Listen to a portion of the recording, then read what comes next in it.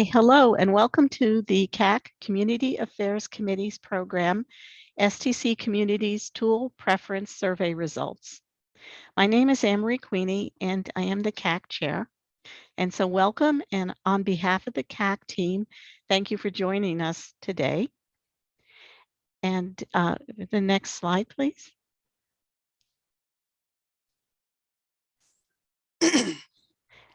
So before we start, I just want to give you some housekeeping details here. Aaron Galilee, who is the STC Director of Community Relations and Membership, is our technical manager today. And Aaron will place everyone on mute, but please enter your comments and questions on the chat panel, and we'll be monitoring that panel as we go along. And time permitting, we may take questions during the program, and we will have some time left at the end for Q&A.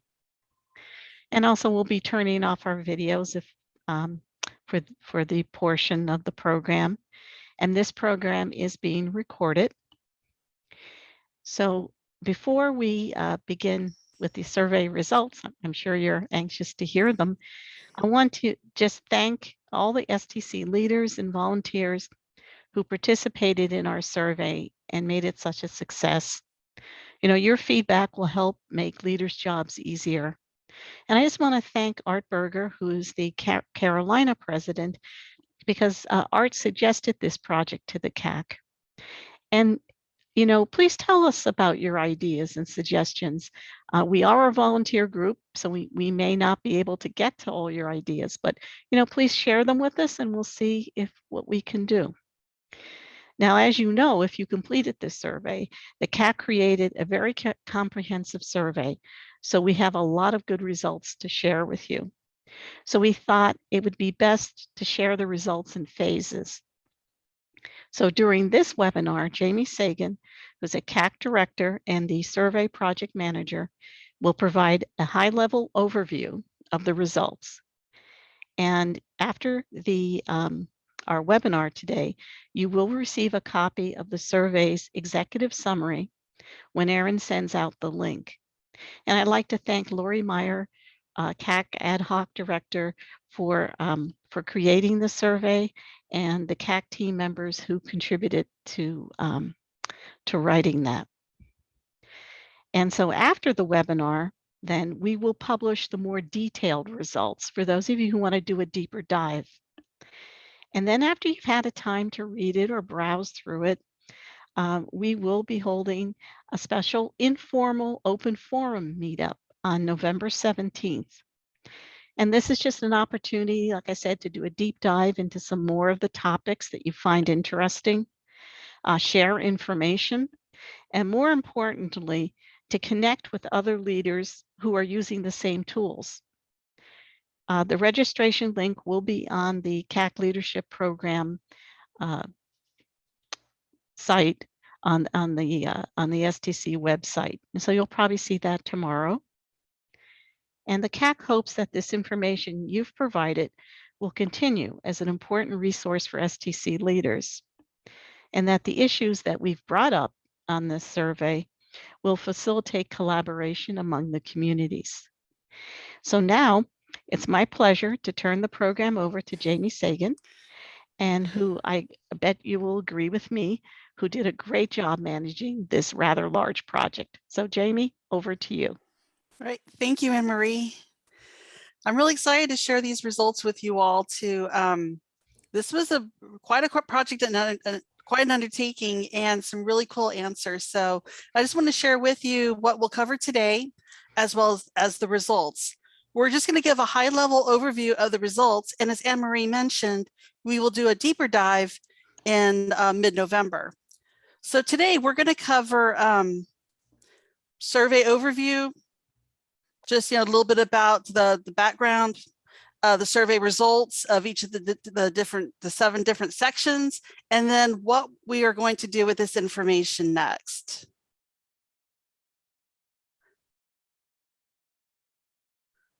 And so Anne-Marie's already covered that. So here's a little bit about the survey itself. So as you know, we conducted the survey in June and July of 2021. We targeted community leaders in STC chapters, both professional and student, as well as SIGs, both communities of practice and communities of interest. So we decided to do this survey to identify the different tools that are used in various aspects of community operations, from meeting holding to programs, whether they be educational or social, or maintaining a budget. So we wanted to identify what tools the different communities were using. And then we also wanted to get feedback on these specific tools. What tools work great? Which tools don't work so great? And so we had a quite success with the survey, as you'll see on this next slide. So we had a total of 72 responses, and we gave the communities an option to identify themselves. So we had at least 13 different chapters and 2 different SIGs reply. Now, of course, we had some responses from multiple people from the same chapter, and we also had multiple people from different communities respond. But we did have a nice wide range of responses. Now, although at least 75% of the results were from chapters, that represents the majority of our STC communities. And as you know, we covered seven different areas within the survey. First, we got a baseline as to your community information, which community you belong to and what your role is. Then we delved into website tools, programs and meetings, member communication, elections, and administrative management, and also CAC support, because we wanted to gauge what you would find most useful, how we could best help you. Now, when I share these results with you, I just want to tell you a couple things. First of all, in this overview, we're only covering the most popular answers. Of course, there are a lot more answers that you'll see in the detailed overview. But for the sake of time, we just want to show the most popular answers, kind of like Family Feud. And we've also rounded the actual percentages to show neat numbers, and we'll provide the exact figures in the detailed documents. And for some of the questions, you're going to say, this adds up to more than 100%. What's going on? Easy. For most of the questions, we enabled communities to select multiple answers because they may use multiple tools for the given situation. And so our results reflect that. So first, we're just going to breeze through the community information. So again, we just asked 2 different questions. So first of all, your community type, and leadership roles. As I mentioned earlier, we had most of our responses from the professional chapters, and we also had some responses from SIGs and even from a student chapter as well. And as far as those who answered the survey, most of them were chapter presidents or SIG managers or facilitators. And they also had other people within their community submit this survey as well: secretary, treasurer, website manager. So in essence, we got a wide variety of answers from people in their fields of expertise.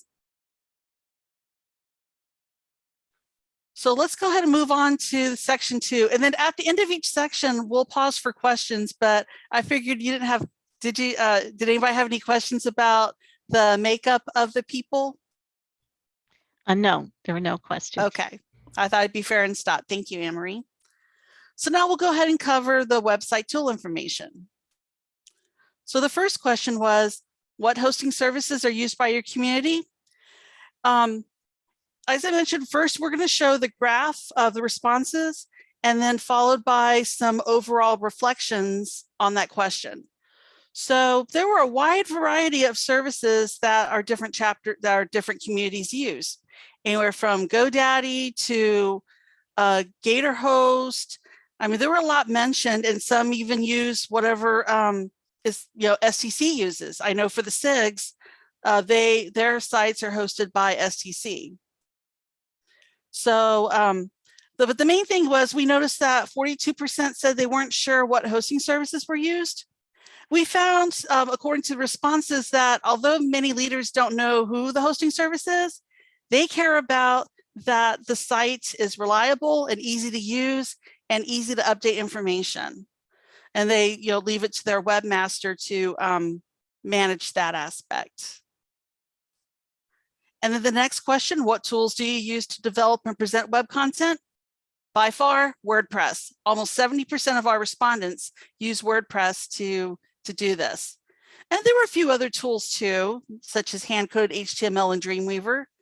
But WordPress, as we'll cover a little bit later, the feedback about WordPress was a little polarizing. Some people said that it was extremely easy to use, while others noted that it had a steep learning curve and they needed more information and instructions on how to use various plugins. So WordPress seems to be the main tool for developing and presenting web content. Any questions at this point before we move on to section 3? No questions. All right, thank you, Anne-Marie. So section 3 covered programs and meetings. So we covered all aspects of this, from advertising the event to registration to conducting the virtual events or in-person events. And where pertinent, we allowed communities to select not applicable, because obviously the SIGs generally don't have in-person events. And of course, with this pandemic, a lot of communities have not been able to host in-person events. So they were to answer as though they would under normal circumstances. And we also cover in this section collecting event fees and gathering event evaluations. So we cover a wide variety of activities regarding programs and meetings. So first of all, what tools do you use to advertise your events? By far, social media, followed by the community blog or website, and email. So communities use a variety of tools to publicize their events. Now, one of the issues that came up within the survey was that several respondents noted that even though they use email, it has a low open rate. They're actually able to see who actually opens their emails or not, and they just get that low open rate. And then another point of feedback given was that the communities of interest, the SIGs, they depend on Slack or other free tools for communication. They don't have the luxury of paying for different services because COIs do not have a budget. So as you can see, a wide variety of tools are used to advertise events. The next question, what tools do you use to register your attendees? By far, Eventbrite was the most popular option, followed by direct email and Meetup app. So one point of feedback about Eventbrite was that they do take a portion of the profits for paid events. They don't do so for free events. So you don't lose money there. So it's a fine balance between having money taken out versus the convenience of having that app do your registration. For the next question, what tools do you use to hold your online or virtual educational webinars? And by far, Zoom was the most popular answer, nearly 70%, followed by GoToMeeting. And some things that we noted about some of the feedback given about this question include Zoom. Communities that use a paid version, they either have to budget for it within their community budgets, or if they're fortunate, they're able to use their personal or employer's accounts. And in another cost-saving move, there are some communities that collaborate to share a paid account. So they just have to coordinate amongst themselves.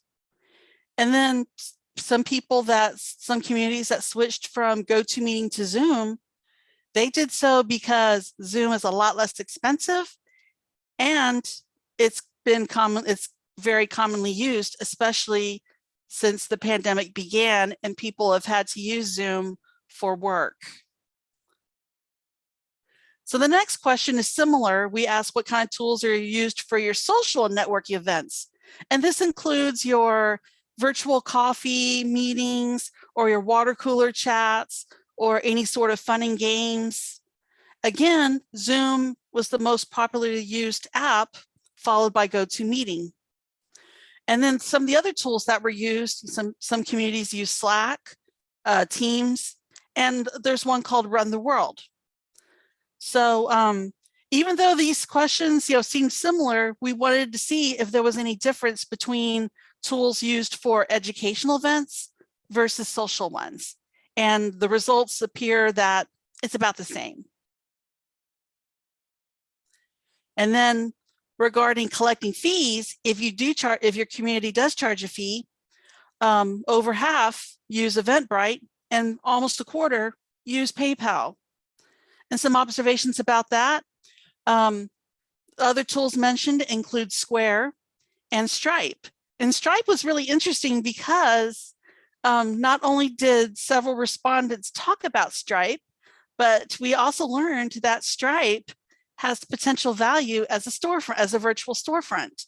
That way, if you want to sell community branded merchandise, Stripe would enable you to do so. So that's a possible revenue source right there. And that's something that may be worth exploring, but we did note Stripe come up a lot within our feedback.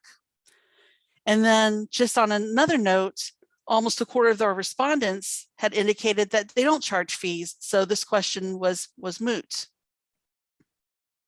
But if your community does charge fees, these are some options to explore. And again, these are for virtual programs. The next question we ask involves in-person programs. And the results kind of vary over here because most communities, they'll either use Eventbrite or cash check. And I mention that because sometimes they offer that option. They'll take money in advance and then they'll also take money at the door.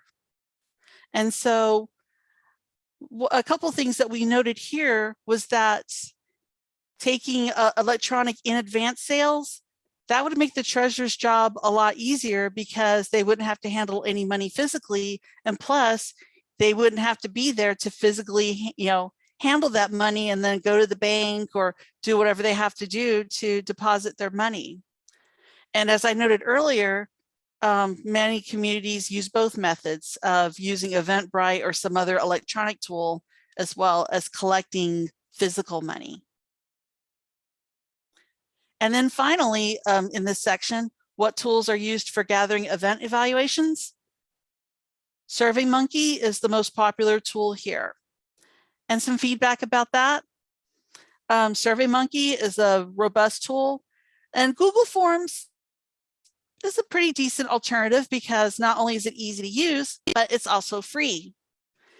But one thing we did note was that more than 1/3 of our respondents indicated that they don't collect evaluations at all. And so I'm just presenting results here, but we can do an evaluation of this, but it would be interesting to see why they don't do evaluations. Is it too hard to collect, or they don't plan to act upon the information? But we just noted that in the survey results. So SurveyMonkey is the popular tool, followed by Google Forms. So any questions at this point before we move on to section 4? No, you're doing fine. No questions. All right, thank you, Anne-Marie. So moving right along to section 4. In this section, we covered membership communication. So here we talk about one-way communication, two-way discussions, and membership surveys. So we kept this section kind of broad to cover these different aspects of communicating with our members and potential / non-members. So the first question we asked are, what tools do your community use to share one-way news and info with your members? And as you can see here, email is the most popular option, followed by website and social media.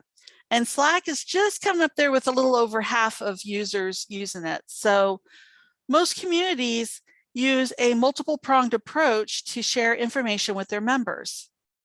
And some additional feedback regarding this question: MailChimp was mentioned quite a bit amongst the respondents. So they would talk about using MailChimp to send out their emails. And they even talked a bit about the pros and cons of this tool. So the free version of MailChimp, it's got sufficient features, but only one user per account. So if you want to have multiple users, you'd have to pay for it. But in the detailed document that you'll receive later, you'll be able to read additional feedback about not only MailChimp, but also other tools and also other challenges that our respondents have shared with us. So communication channels are quite prevalent, in use. So now we ask about two-way discussions among members. What tools are used? And here, the most popular option by just a little bit is the STC Slack channel. So ever since we started that, we've noticed that people are starting to use Slack a bit more. And there's also other tools that are used. LinkedIn, community Slack sites. In fact, let me go ahead and clarify between community and STC. The STC one is the one that's under the STC channel, that section, that site.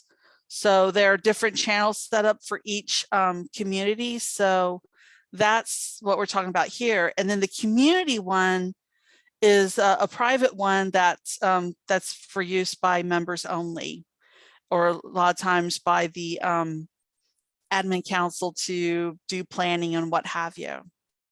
So just a little bit of feedback about this question.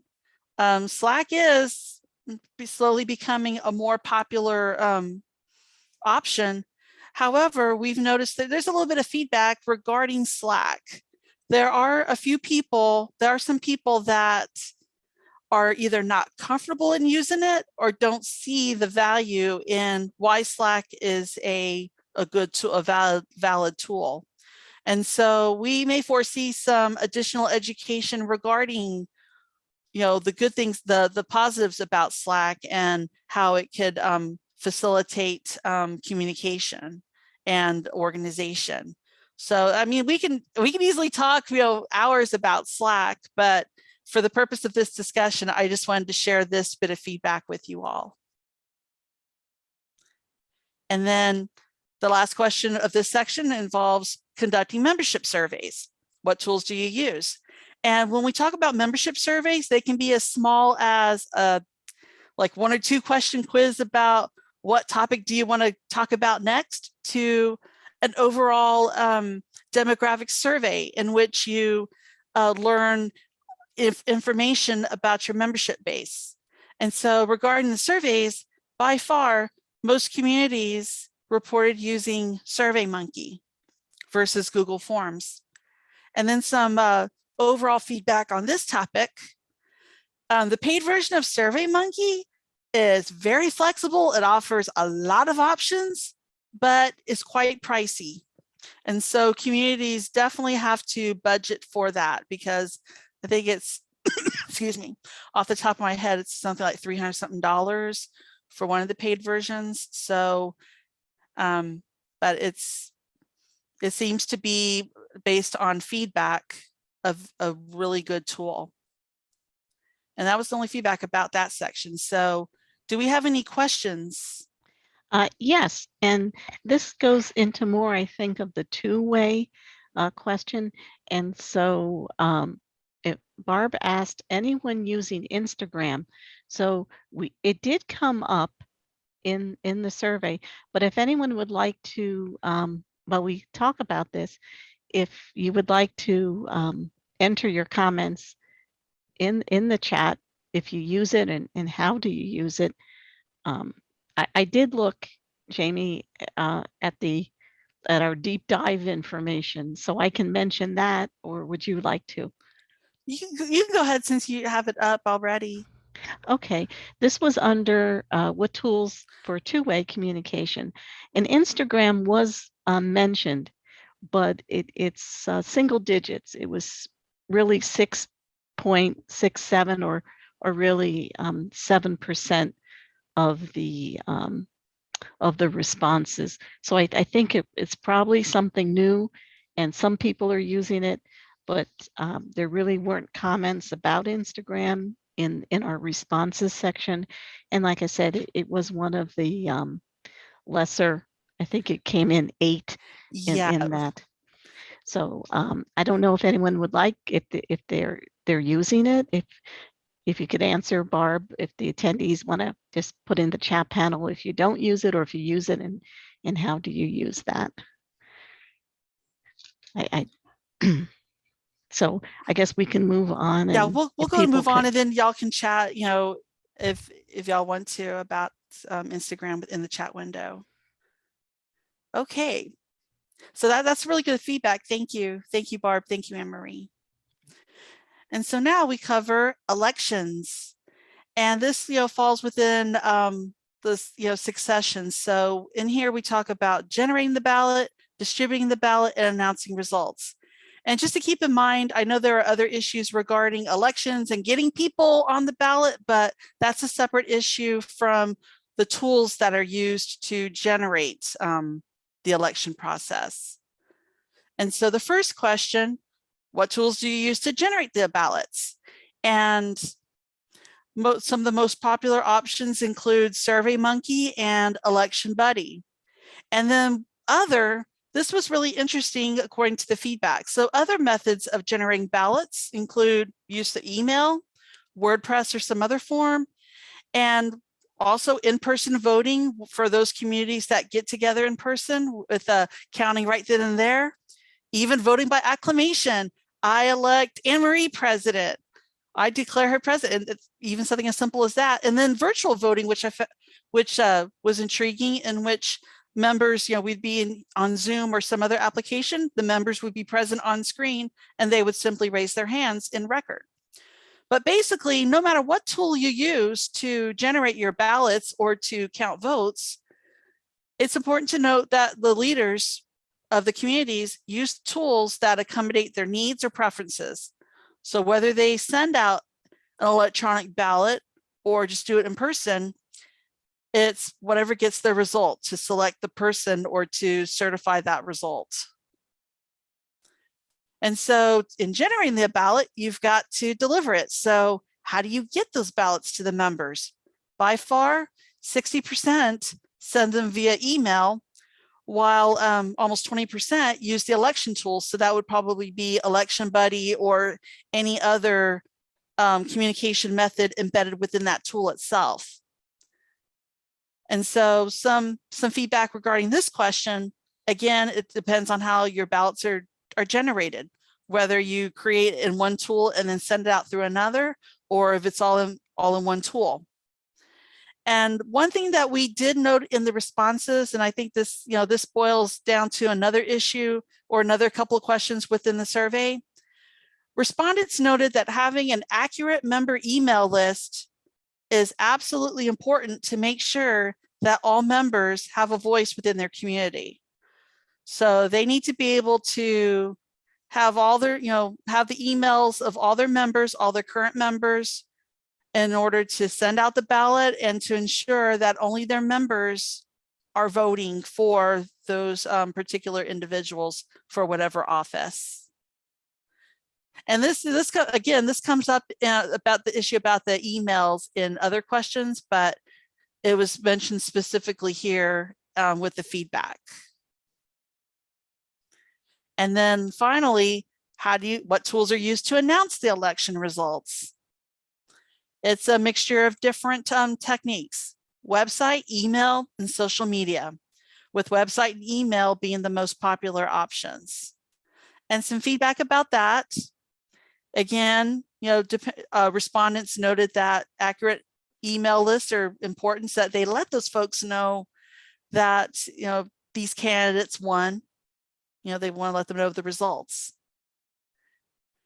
And then this second bullet about cross-posting across different platforms, this comment had more to do with the challenge of cross-posting across different social media platforms. So I think it all boils down to having some sort of strategy of communicating information and having things cross-post and try to minimize the work there. And that's that's covered within a different scope, but people did want to note that they want to share the news in as many different forms as possible. So that's it for that section. Any questions at this point, Anne-Marie? Not for elections, but I did remember that last year the CAC did host a webinar on Instagrams. And so what I've done is I've posted it in the chat. It was done by Maureen Scalatino. Oh, yes. Yeah, and we do have a recording of it. So you can go to our CAC website, and I think it's Leadership Webinars, and it's there. And Maureen really did a good job of explaining Instagram because it's more visual, and it's a bit different than the other social media. So if you'd like to learn more about that, there is a CAC recording. Awesome. Thank you for sharing that, Anne-Marie. And I remember attending that last year, and that was, quite insightful because I use Instagram on a personal level, but I'm sure there's a lot of untapped potential there. So this is really good. And this is great that all of us, we all have our own superpowers that we're able to share our own experiences. And so as we go through time, I mean, if you feel that your community uses a certain tool and you want to spread the word about it or share pointers, we'll definitely invite you to share that. We'll have because it's all about us sharing our knowledge with one another because we're all STC after all.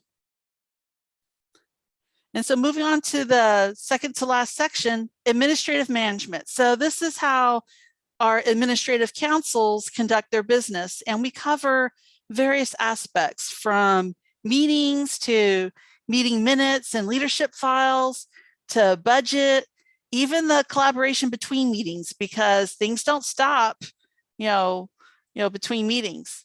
And we also cover archives of historical information or anything of that sort.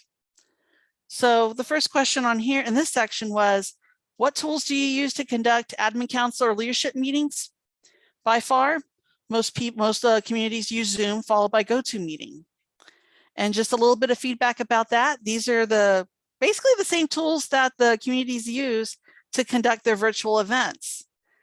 But the main thing is, no matter what tool you use, whether it's GoToMeeting or Zoom or what have you, it's got to be a tool that everyone on the leadership team can access.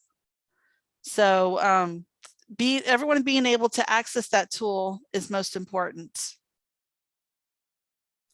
So the next question, what tools do you use to capture meeting minutes and or committee reports? It's about a balance between Google Docs and Microsoft Word. And sometimes, because these percentages add up to more than 100, sometimes it's a combination of the two. Create something in Microsoft Word, store it in Google Docs, or convert it.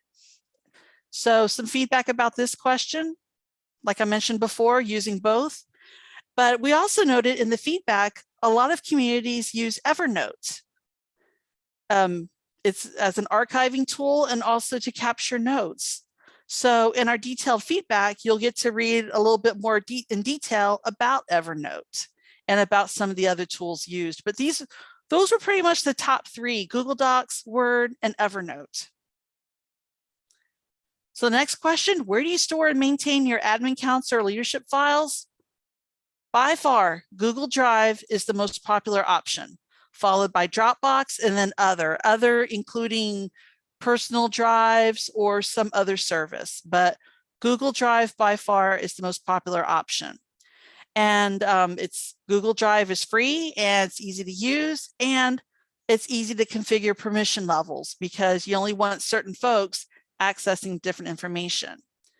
And so one of the areas of feedback that was given in this section was that their primary objective when selecting a storage tool is making sure that admin council members or other volunteers within your organization, within your community, have the correct permissions to access only what they need. So if you're working as a volunteer on a certain committee, you don't need access to the admin council files. You just need access to your own.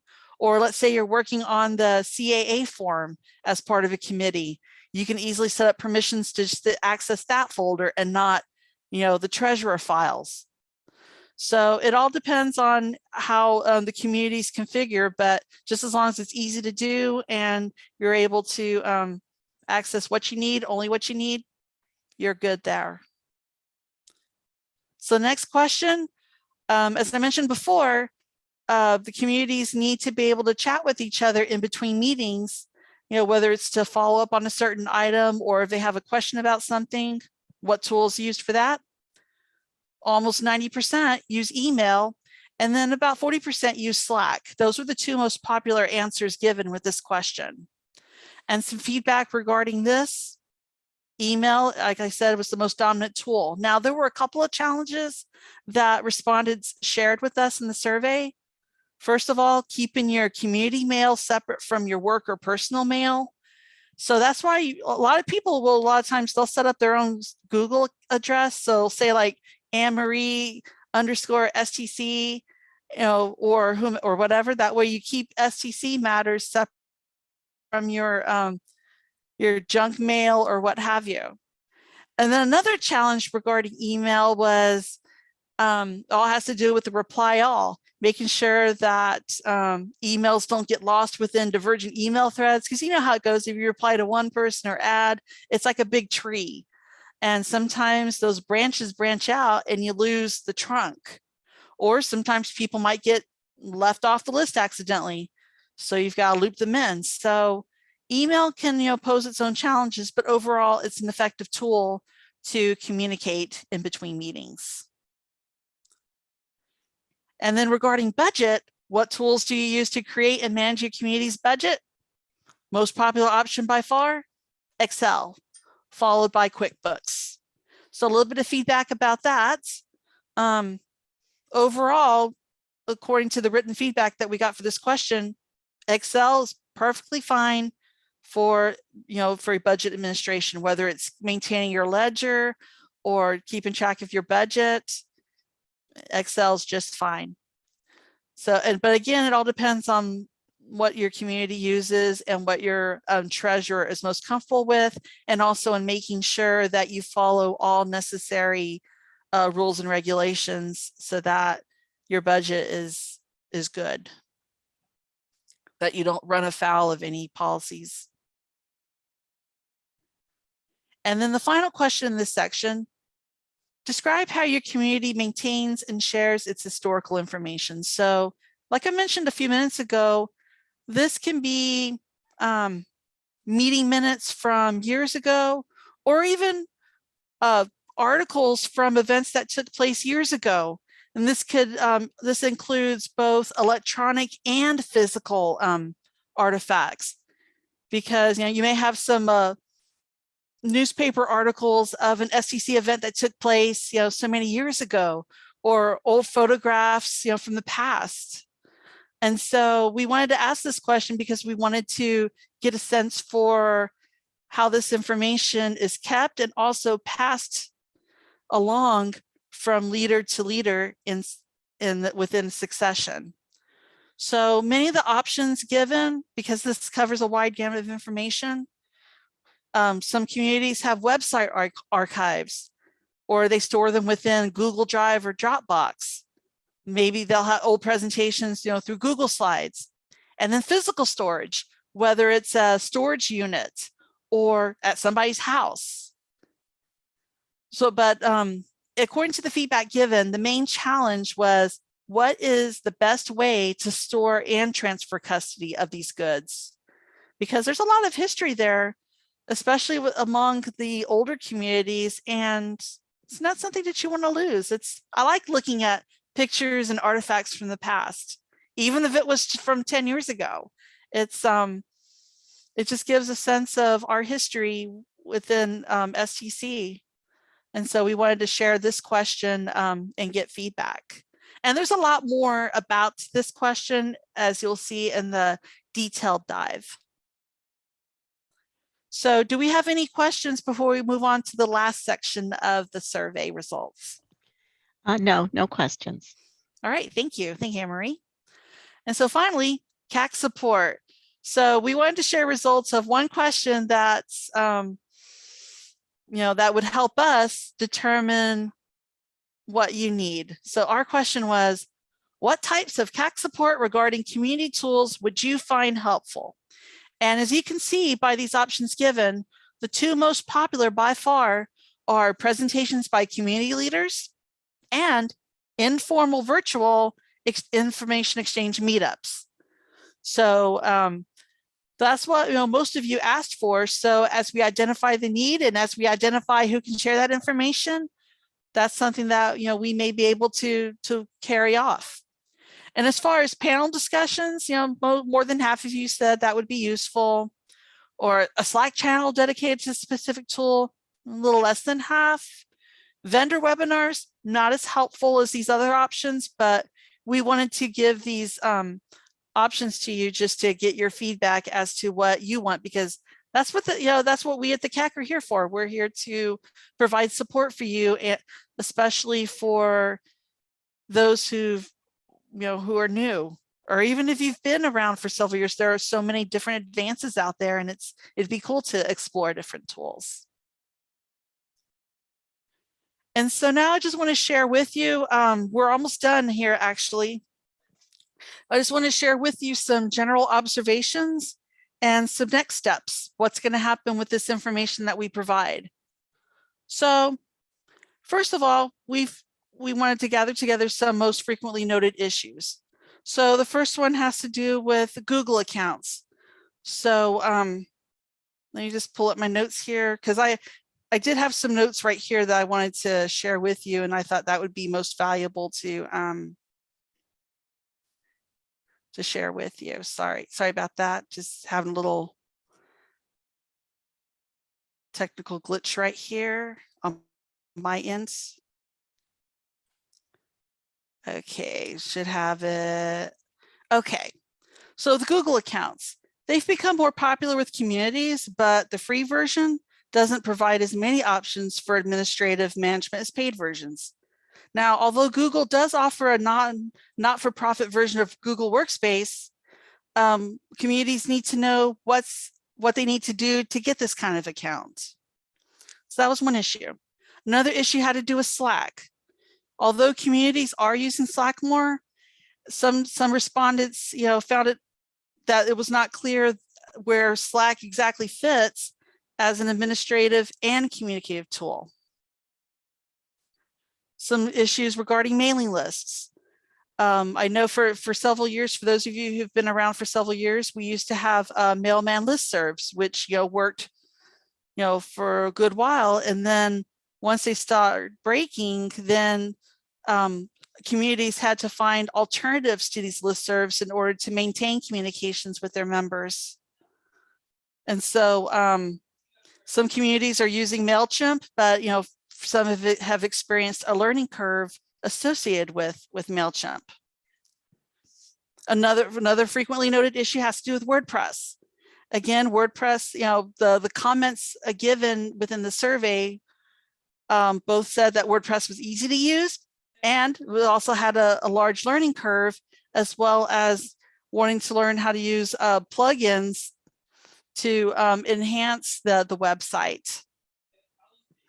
So we have more detailed feedback about that in our detailed document, but we wanted to share a little bit about the nature of WordPress, because it is, after all, a very popular option for maintaining website content. And then again, the challenge regarding handling physical electronic assets. What are best practices? And what's the best way of transferring these assets, transferring control? And then finally, with the frequently noted issue, the use of free versus paid tools. Communities generally use free tools when they're available and if they suit their needs. And then as far as paid tools go, they use them if they budget for them, or if they have free access to it, either through their employer or through their personal account. And then some other observations that we made regarding Zoom. Now, we've noticed that a lot of communities use Zoom not only for their virtual programming, but also for their meetings. Zoom may be a possible part of a streamlining strategy. Like if you're finding that you have all these different web conferencing tools and you want to streamline, Zoom is, by far a possible contender for streamlining your tools, so that because it does a lot of those features with meetings. And then second, again, regarding mailing lists, several communities need to maintain multiple mailing lists for their communication purposes. So for example, a community may have one list just for members only to communicate that information. And they also have another mailing list that may have non-members so that they can share news about upcoming webinars.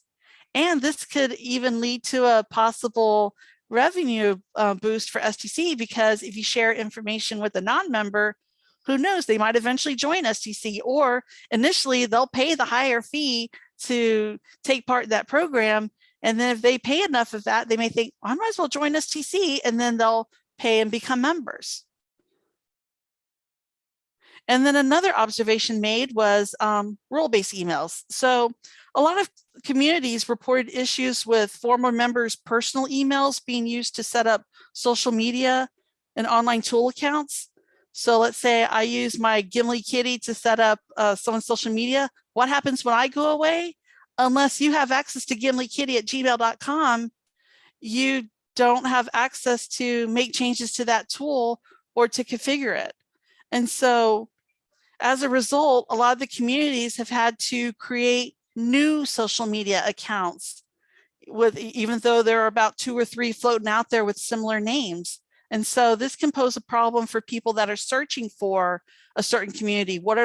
There may be 4 or 5 different Facebook pages listed for the same community, but they had to do that because they couldn't access the older ones, because the person who set that up is either no longer with STC, or they just out of sight, out of mind. And so what we mean by role-based emails is a community setting up, let's say, president@southcentraltexas.org, or vice president, or what have you. That way, as people change roles, their emails change, and no matter who is president or who is treasurer, they always have that access to information and access to that tool. And also regarding that social media, they should be able to share passwords in a secure way, and passwords should be accessible only to those with a need to know. So it's not necessary that you share every single password with everyone, but if you just share it with your admin council and only they can access it, that may work. And then finally, a lot of people want that one magical tool, social media tool, to do everything. However, different venues of social media do different things. Facebook is great for sharing events. Twitter, links to news. Instagram is a more visual media medium. And so we have this quest for a one-stop social media tool, but respondents are noting that there's not one magic tool, that you have all these different tools to work with. So you either have a different strategy for each, or just stick with ones that you're comfortable with, that you're able to use on a regular basis. And so what are next steps? What are we going to do with all this information? And by the way, thank you all, and thank your communities for taking the time to share your feedback with us, because we got a lot of information. This is, good feedback to see what y'all are doing and what tools are out there. And so 3 different steps.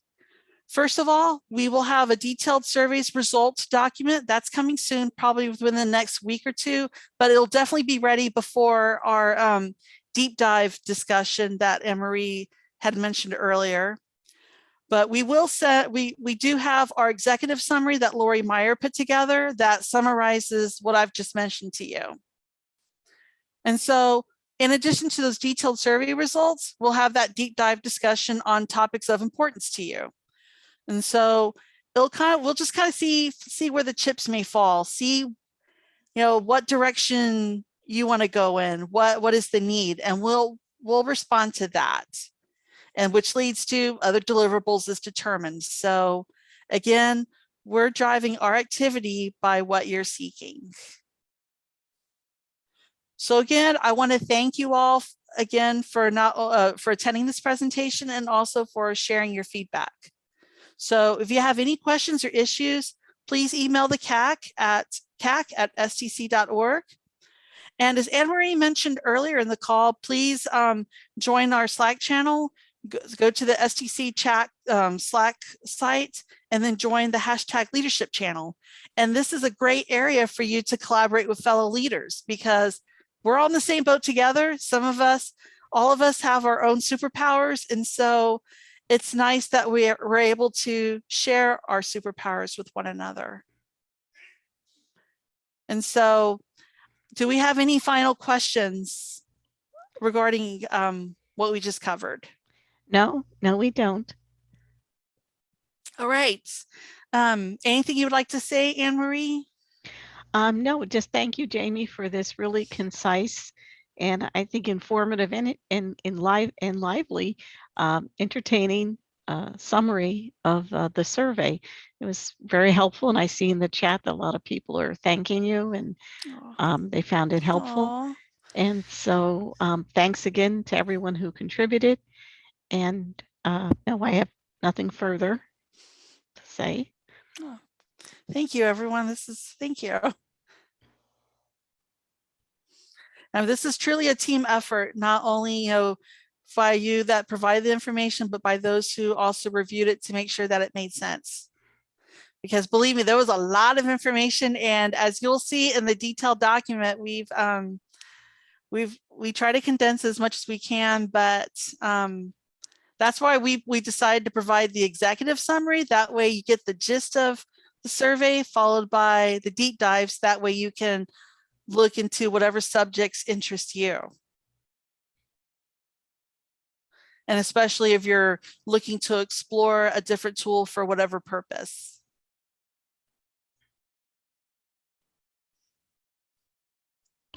Right. Well, I guess now we could stop the recording and Yeah.